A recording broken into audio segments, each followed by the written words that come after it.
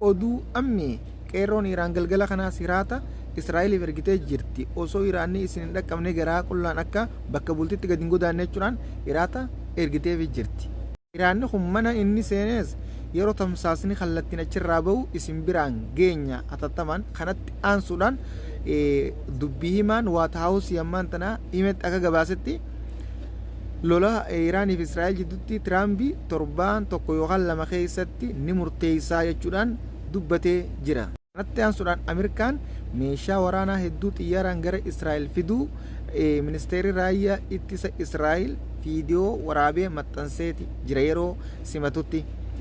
Dubbiin baay'ee ammaas waan laafattu hin fakkaattu rabbii nagaya haa buusu garuu Iraan waa hundaanuu qophiidha akka gaariitti insha Allah rabbii wajjin jira tumsa rabbiitiin ni nasara. Jiddumaangaa mallattoo gurraatti tana tuquraan saabskiraayib godhaanutti dabalama maatii keenya ta'a oduulee guyyaa guyyaan gara yuutuubiinis gara tiktookinis gara feesbuukaanis isin biraan geenya. Kanatti aansuudhaan mootummaan Kuuriyaa kaabaa rokeettiiwwan 10 yaalii taasisee jira harsamii ol gallakkisuudhaan. Kanatti aansuudhaan mootummaan Raashiyaa Ameerikaan lola Iraanii fi Israa'el keessa akka hin seenne jechuudhaan akeekkachiise. Jidduu biyya araara buusuudhaaf miti. Akka keessa seenee gam tokkos galee lola kana finiinsne jechuudhaan akka irraa dhaabbatu akka hin seenne jidduu akka keessa hin seenne jechuudha lola kana keessa akeekkachiiseeti jira. Kanatti aansuudhaan mootummaan Kuuriyaa kaabaa ibsa kaleessa miidiyaa kanneen akka jedhe geessanii jirtan Israa'el kaansarii hawaasaa baajiddu galeessaati shororkeessaa addunyaati jechuudhaan ibsee itti dabaluunis yoo Ameerikaan kan Israa'el wajjin dhaabbattee Iraan haleeltu ta'e nuti meeshaa teenya gurguddoo oomishanne dhala ilma namarratti yaaliin goonu jenneeti baara keessa godhaa jirra bakka itti yaalii goonuu arkanne jechuudhaan jecha sodaachisaa Ameerikallee sodaachisu dubbatee jira. Kanatti aansuudhaan mootummaan Turkii Ordogaan kaleessa waltajjii mana mariirratti haasaa taasiseen nuti obboleeyyan keenya wajjin dhaabbanna gocha Israa'el Lebanaan irra raawwattee Hizbullah irra raawwattee akkasuma Yemanii fi ollaa keenya Iraan irra raawwachaa jirtu ni balaaleeffanna ammaasiis ciminaan kaaneeti wajjin dhaabbannee ofirraa qolanna jechuudhaan haasaa taasisee jira ija hawaasa uummataa waltajjii guddoo irratti. Kanatti aansuudhaan hawaasni addunyaa warra lixaatis hawaasni osoo qaama mootummootaa miseensota paartileen ta'in hawaasni hiriira bahuudhaan Iraan soorii Iraan dhiifama nuu godhi Iraan dhiifama nuu godhi Iraan dhiifama jechuudhaan Israa'el balaaleeffachaa jiran akka lola dhaabuu dhiifama gaafachaa Iraan dhiifama gaafachaa Israa'el balaaleeffachaa jiran. Kanatti aansuudhaan mootummaan Israa'el Beniyaam Netanyaahuu guyyaa har'aan tanaa goda keessaa ol bahuun bakka dhokatirraa ol bahuun osoo ibsa miidiyaa kannaa jiru aleellaa ganama kana qeerroon Iraan hospitaala guddaa Israa'el irratti raawwatteen osoo kannaa jiru duubatti sagalee wayii dhageenyaan sagalee misaayilaa dhukaasii dhageenyaan dhibboota garagalee baaragee waafirraa lallaale osoo dhukaasni biratti yeroo sanii bu'e xawwaaluma lafa san gaxuruu yookaan godarraa dhufetti yeruma san fiigichaan deebi'uudha osoo miidiyaa kana ibsa miidiyaa kannaa jiru maayikii dura dhaabbanne dubbiin jajjabduudha sodaa bakka jiru bakka ifkaa jiru hin qabu jechuudha sodaachaatuma jira garuu tattaaffii warra lixaatu Ameerikaafaatu duuba kaa'ee ilaal si duuba jirra jee itti lola kana dhiibuu jira malee akka malee allaal jechaan guyyaa dura isaan aleella raawwatan isin gabaasee waadattan Israa'el akka Suuriyaa dhooyte seetee akka Gaazaa godhu jirtu seetee akka Lebanaan godhu jirtu seeteeti akka Yemen godhu jirtu seeteeti fiidee bakka isiin malle dhayxee bakka itti nyaadhamtu waraabessi qarqara duwarra ga'e osoo fiiguuti waan hunda qaqqabachaa deema waan ta'eef ifciniinsi bakka isa raamtu dhaqee ifciniinsi isaa jeetiin dubbadee ture akka malee maasis guyyaan xumurrii isii ga'e guyyaa Iraan hiree hadhooytu Israa'el dhandhamsiifte jechuudhaan dubbadhee jira akkasumatti hiree hadhooytu dhandhamsiisaa jirti akka uummanni keenya kun jechuu jiruu miti. Laal uummanni Iraan guyyaa naggadachaa oola dalagachaa oola qilleensa qofaatu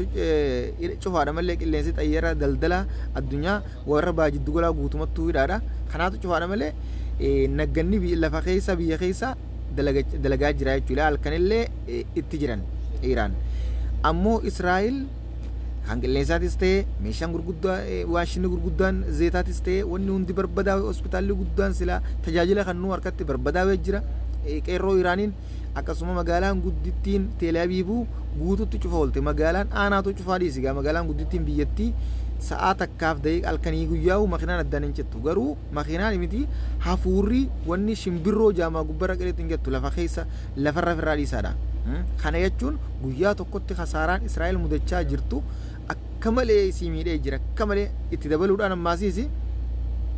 Israa'el akka malee akka ammaan tana harka kannachuu malee wanni hafteef hin jirtu. Xiqqoommaa Ameerikaatu hamilee itti godhaa jira. Ganaadha ammallee gana. Haalonni guutuun cufaadhaa fi qilleensi osoo gubbarraa qalatti shimbirroon hafuurri shimbirroo achirraan dhageemne isaan lafa jala oolaniiti lafa jala bulan. Qoonqoofuu saaxilamaa jiran akka malee kanaatu hawaasa idil addunyaa kan warra lixaatillee gabbee Iiraan soorii godhachiisaa jira jechuudha. Uummata isaanii biyyoonni hedduun warreen Israa'el wajjin hidhata qabu kan namoonni isaanii hawaasni isaanii achi keessa jiran hawaasa isaanii achi keessa baafachaa jiran karaa lafaatiin. Israa'el duraanuu misaayiloota hanga silaa isiin meeshaa gurguddaa qabdi jaanii eegan garii uummata Gaazaa irratti raawwattee garii Lebnaan garii Hamaas garii Suuriyaa fi garii Yamaniin dhooytee ifarkaa jechuu harka xiqqirratti aansitee jechuudha ofirraa meeshaa jechuudha gaggeessitee.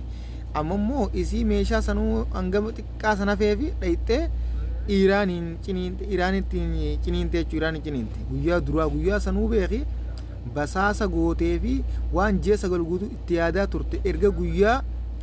dheengadda guyyaa dura jechuudha hoogganaa Hizbullaati mookaa maasee jechuudha ajjeefnaan Iiraan akka gaariitti jechuudha Iiraan dhoytuu dandamsiifte kan namtu kaameraan waraabinaa jee dhoysee eega gaafsan irraa itti yaadde ilaa irratti yaadde isaanis akkasitti hooggantoota hedduu yeroo jalqaba dura irratti irraa fitte malee eegasii akka malee haaloo irraa ba'aa jiran amma isaatu haaloo baanaa jee guyyaa kana ibsa guyyaan miidiyaan kanneef haaloo baanaa jee Iiraan irraa itti dabaluudhaan ammaasis nuti waan Tiraamp jee ni fudhannaa jee Biniyaan Netanyaahuu ni fudhannaa ammaas Iiraan akka Tiraamp hiriyaa gaarii nu ta'e hin jiru jechuudhaan dubbate ammoo Tiraamp kan torban lamaan kana keessatti waraana kana xumura jechuudhaan yaaden ammoo aleellaa meeshaa mana qe'ee kanaan dhiiroo Iiraan dhoyeetii san booda araara jechuu deemaa waan jaamus shakkiin jirtu ni jirti akka xinxala keenyatti beeka kun yaada keenya hundaafuu inshallah gala buunee isin gabaafna waan takka namni rabbi irratti hirkatee lolu aqaab lolus waan takka hin godhan jenna. Addunyaan islaamaatillee wajjin dhaabbachaa yeroo tanatti Iiraan wajjin akka gaarii dhaabbachaa jirti. Kanatti aansuudhaan hoogganaan olaanaan dhaabbata fayyaa addunyaa gocha Iiraan yaanii aleellaa Iiraan ganama kana hospitaala Israa'el guddaratti raawwattee balaaleffatee jirti. Isa uummanni biyya teenyaa kanii yaadu'anii waan fedha keessattillee yoo hirmaate isaan Israa gochuma kana laalanii Israa'eliitu dura lola kana eegale moo kanaatu gocha jaamamoo kan addunyaan guutuun aleellaa Israa'el kana balaaleffachaa jirtu lola Israa'el jalqabdina balaaleffachaa jirtu aleellaa Iiraan Israa'el irraa raawwattee balaaleffannaa keessa jiran akkam waraanni isaanii taanaan Israa'el wajjin Iiraan keessa qabame yaa'u uummanni kun ammoo nagaa kan biyya isaanii miskiina irraa nagaa barbaadan fakkaata. Kanatti aansuudhaan oduuleen gaa baay'eedha karaa oduu biyya keessatti isinii deebina kan biyyoota giddugala hangana irraa qabannee dhufne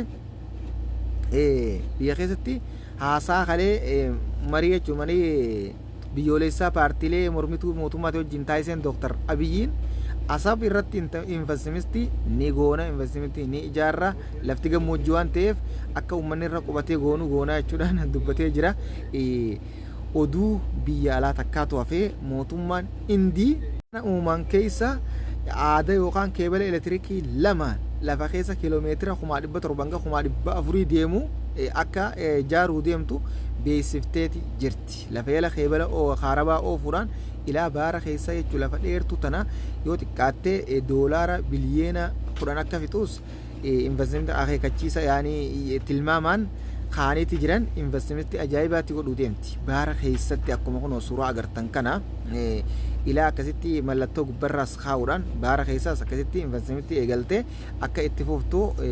beeksifteeti jirti jechuudha. Kun cuunfaa oduu guyyaa irraan tanaati oduun irraa qabne kana fakkaata kan biraatti nan galu deemnutti sheer du'eetuudhaan facaasaa akka isin dhoo'es oduu ammeeti oduulee gaa guyyaa guyyaan ta guyyaatis yeroon ta sa'aatis akkasitti isin dhiyeessina hangasoo hanga deemnutti ammoo mallattoo chaanaala keenyaa kana jechuun agartanii mallattoo gurraatti na tuquudhaan saabskiraayib godhaan nu dabalamaadha isiniin jenna galatoomaa hirmaannaan keessaniis hedduu namatti tola. Assalaamu alaikum.